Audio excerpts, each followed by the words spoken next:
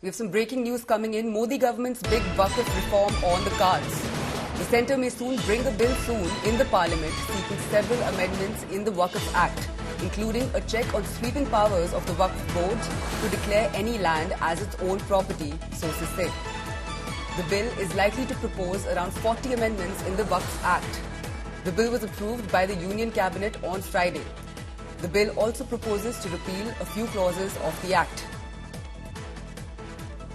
That's the latest breaking news that we're getting. Modi government's big Waqf reform on the cards. The centre may soon bring a bill in the parliament seeking several amendments in the Waqf Act, including a check on sweeping powers of the Waqf board to declare any land as its own property, sources say. The bill is likely to propose around 40 amendments in the Waqf Act. The bill was approved by the Union Cabinet on Friday, sources tell us. Himanshu Mishra is joining us live on the broadcast. Himanshu, जो Modi cabinet ने amendments के बारे में plan किए, उनके बारे में हमें और जानकारी दीजिए। देखिए, बिल्कुल 40 अमेंडमेंट जो है वक्फ बोर्ड एक्ट के अंदर सरकार करने जा रही है। कैबिनेट के अंदर शुक्रवार को यानी लास्ट फ्राइडे को जो है कैबिनेट हुई, उसके अंदर इस बिल को लाया गया। 40 अमेंडमेंट है, जिसमें वक्फ बोर्ड का एक सबसे बड़ी चीज ये है कि वो किसी भी लैंड पे ये दावा कर सकता है कि ये लैंड उनकी है, और उसको चैलेंज करने के लिए आपको कोर्ट में जाना होगा। उसके अलावा आप किसी भी गवर्नमेंट ऑफिस में जाके ये क्लेम नहीं कर सकते हैं कि ये लैंड आपकी है। तो इस पर भी सरकार रोक लगाने की कोशिश कर रही है, और साथ ही साथ ये है कि जो भी डिस्प्यूटेड लैंड है वक्फ बोर्ड के, जिनमें डिस्प्यूट चल रहा है किसी ना किसी वजह से, उनको लेकर एक कमेटी बनाई जा सकती है, और इस कमेटी ये तय करेगी कि ये लैंड वक्फ बोर्ड की है या नहीं है।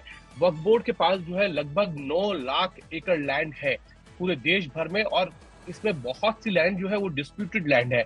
तो कहीं ना कहीं सरकार इस पूरी मंशा के साथ है कि जो लैंड है उसका यूज हो सके, डेवलपमेंट के लिए कमर्शियल यूज हो सके, जिससे सरकार को एक अच्छा खासा रेवेन्यू जो है वो जनरेट हो सके। और इसीलिए सरकार ये बिल लेकर आ रही है। इस बिल को पहले से ही इस बिल को लेकर तैयारी हो रही थी। 2023 में जब Smriti Irani minority affair minister थी, उन्होंने वक्फ बोर्ड के जितने स्टेक होल्डर्स हैं, जितनी मुस्लिम ऑर्गेनाइजेशंस हैं, उनके साथ चर्चा की, और उसके बाद जो है इसको लेकर आगे बढ़ी थी मोदी सरकार।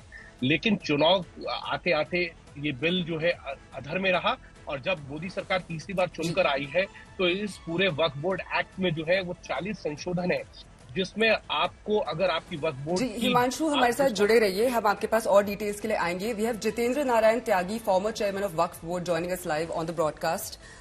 Sir, what are your thoughts on the amendments that the Modi government is planning on the Waqf powers? देखिए, ये बदलाव तो बहुत जरूरी थे, और ये पहले से जिस तरह से खबरें आ रही थी, क्योंकि बहुत सी लैंड वक्फ की पूरे देश में इस तरह की है जो उनका मिसयूज हो रहा है, माफियाज उस पर कब्जा किए हुए हैं, और उसका कोई फायदा हो नहीं रहा है। अगर इस तरह की स्कीम्स जिस तरह से मोदी जी की सरकार ला रही है, अगर ये जल्दी इम्प्लीमेंट हो जाती है, तो हम ये समझते हैं कि अच्छा रेवेन्यू भी जनरेट होगा, उसका यूज भी होगा, और सही तरीके से बस वक्फ बोर्ड इसको वो कर दे और सारी इंफॉर्मेशन से मिल जाए, तो हम समझते हैं बहुत अच्छा है ये, और ये होना चाहिए था।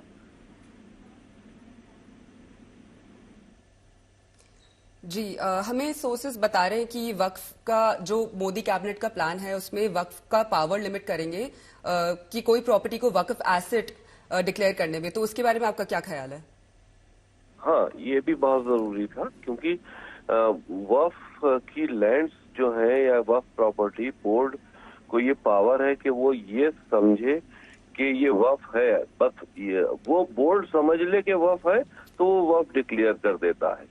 ये इसका बहुत मिसयूज हुआ है पूरे देश में, क्योंकि वक्फ एक रिपोर्ट बनवाता है, क्योंकि मैं तो अध्यक्ष रहा हूँ, बोर्ड एक रिपोर्ट बनवाता है, और रिपोर्ट में ये तय कर लेता है कि नहीं साहब ये वक्फ है, और उसको डिक्लेयर कर देता है। और फिर जिसकी जमीन जो उसमें थर्ड पार्टी होती है, वो कोर्ट कचहरी के चक्कर काटती रहती है उनको, क्योंकि कानून ऐसा है कि उससे जल्दी रिलीफ मिलते नहीं।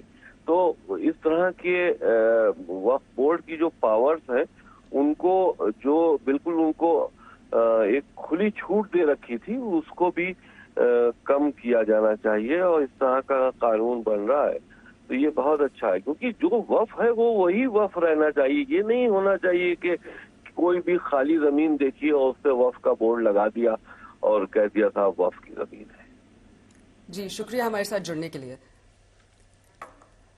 I'm going to go back to my colleague Himanshu Mishra, who remains live with us. Himanshu, ये जो अमेंडमेंट्स है जो मोदी गवर्नमेंट ने सोचा है जिनके बारे में, इनमें से की अमेंडमेंट्स कौन से होंगे जिनको हम लुक फॉरवर्ड कर सकते हैं जिनके लिए?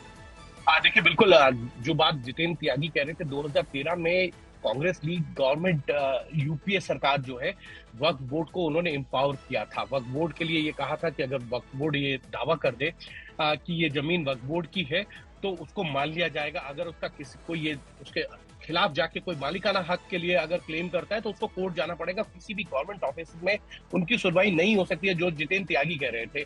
दूसरी चीज ये है कि वक्फ बोर्ड के पास लैंड जो है वो 9 लाख एकड़ है। अगर इसमें बहुत सी लैंड ऐसी है जो डिस्प्यूटेड है तो ऐसी डिस्प्यूटेड लैंड के लिए जो है आपको ऑथेंटिकेट करना पड़ेगा कि ये लैंड जो है वक्फ बोर्ड की है या नहीं है। इसके लिए एक पूरी कमेटी बनाई जाएगी। अब ये माना जा सकता है जिन लोगों की जमीन को वक्फ बोर्ड ने ये कहकर ले लिया कि ये वक्फ बोर्ड की है तो उनके लिए कमेटी होगी। उस कमेटी के अंदर अगर वो जाकर ऑथेंटिकेट कर देते हैं और वो पूरे डॉक्यूमेंटेशन दिखा देते हैं, ये प्रूव कर देते हैं कि ये वक्फ बोर्ड की जमीन नहीं है, उनकी है, तो उनको मिल सकती है। दूसरी चीज जो है आपको इस एक्ट के अंदर अगर देखने को मिलेगा कि लगातार वक्फ बोर्ड ये बहुत बार क्लेम करता है ये जमीन उनकी है, या इस तरीके की चीजों को लेकर एक पूरा का पूरा सिंडिकेट था। अगर कि 2 लोगों की पर्सनल लड़ाई है तो वो वक्फ बोर्ड के पास जाते हैं, ये लैंड आप अपनी बता लीजिए। तो इस तरीके से वक्फ बोर्ड के पास जो पावर्स थी उसको कर्टल भी किया जाएगा और उसका जो डिस्प्यूटेड लैंड है वक्फ बोर्ड की उनमें भी जो है एक तरीके की कमेटी बनाकर जो है सरकार ये इंश्योर करेगी कि अगर कोई गलत वक्फ बोर्ड ने जमीन ले ली है तो उस जमीन को जो है वो वापस कराया जाए। और साथ में जो बात मैं आपको रेवेन्यू जनरेट की बात कह रहा था या जितेंद्र त्यागी जो ये बात कह रहे थे उसमें यह है कि बहुत सी ऐसी वक्फ बोर्ड की जमीनें हैं जो कमर्शियल लैंड है जिसपे सरकार को अच्छा खासा रेवेन्यू मिल सकता है। वो बहुत लो प्राइस पे यानी लो रेंट पर जो है वो लोगों को दी गई है और उसके लिए जो रेंट है वो बहुत कम आता है। तो ऐसे में कमर्शियल लैंड्स को सरकार अपने अंडर लेकर जो है वो उससे अपने अच्छे खासे रेवेन्यू को जनरेट कर सकती है, क्योंकि देश के अंदर डिफेंस और रेलवे के बाद अगर किसी के पास सबसे ज्यादा लैंड बैंक है तो वो है वक्फ बोर्ड। और इसीलिए सरकार को लगता है कि इस पर बहुत सी जमीनों को लेकर जो डिस्प्यूट चल रहे हैं उनको और ज्यादा सुलझाया जा सकता है। लेकिन इतना जरूर है कि 2013 में यूपीए सरकार जब वक्फ बोर्ड को एम्पावर किया था तो उन्होंने ये कह दिया था कि वक्फ बोर्ड अगर क्लेम कर देगा तो वो जमीन उनकी हो जाएगी। और वक्फ बोर्ड के लिए एक बड़ी चीज ये है कि अगर कोई आदमी 95 एक्ट के तहत अगर कोई हिमांशु हमारे साथ बने रहिए। We have Dinesh Sharma and RSMP joining us live on the broadcast. So what are your thoughts on the move of the Modi government, the amendment that they're planning? नहीं, देखिए अभी तो चर्चा में है, लेकिन अगर इसका परीक्षण किया जाए तो एक सरकार का कर्तव्य यही बनता है कि जनता के द्वारा चुनी गई सरकार जो होती है वो जनता के प्रति जवाबदेह होती है। अब ऐसा कौन सा कानून, ये कांग्रेस सरकार ने ऐसे कानून जान के बनाए थे जिसमें जनता को कोई भी सहूलियत न मिलने पावे। वक्फ बोर्ड एक तरीके से जिस संपत्ति पे हाथ रख देगा वही संपत्ति उसकी हो गई और उस पर वो ना तो न्यायालय जा सकता है ना कहीं और जा सकता है। यानी जो उस पर अत्याचार करेगा वही उस पर सुनवाई भी करेगा। यानी वक्फ बोर्ड अगर किसी को संपत्ति घोषित करता है तो वक्फ बोर्ड ही सुनवाई करेगा, उसको और कहीं रेमेडी नहीं है। इस प्रकार के तमाम प्रावधान हैं। संपत्ति कितनी हो और संपत्ति का प्रयोग क्या हो रहा है, क्या वो बिल्डर्स के लिए उपयोग कर रहे हैं। वक्फ का मतलब है कि गरीब जो मुस्लिम अल्पसंख्यक हैं या और कहें उनके लिए सोशल एक्टिविटीज के लिए जमीन का उपयोग हो। लेकिन आज तक आज अगर देखा जाए तो अब अधिकांश वक्फ बोर्ड की संपत्ति का उपयोग रियल एस्टेट के लोग करने लगे हैं। तो एक तरीके का ये असमान एक व्यवहार है और इसमें एक समानता लाने की और एक न्यायपूर्ण प्रावधान जिससे जिस वर्ग के लिए किया गया है तो उसको एक लाभ मिल सके और दूसरे किसी आम जो जनता है उसके साथ अन्याय ना हो सके। इसलिए इस प्रकार के चिंतन मनन समय समय पर होता है और मैं समझता हूँ अगर इस प्रकार का कोई प्रस्ताव आएगा तो निश्चित रूप में वो जनता के हित के लिए जो विसंगतियां हैं उनको दूर करने के लिए ही होगा। जी शुक्रिया हमारे साथ जुड़ने के लिए।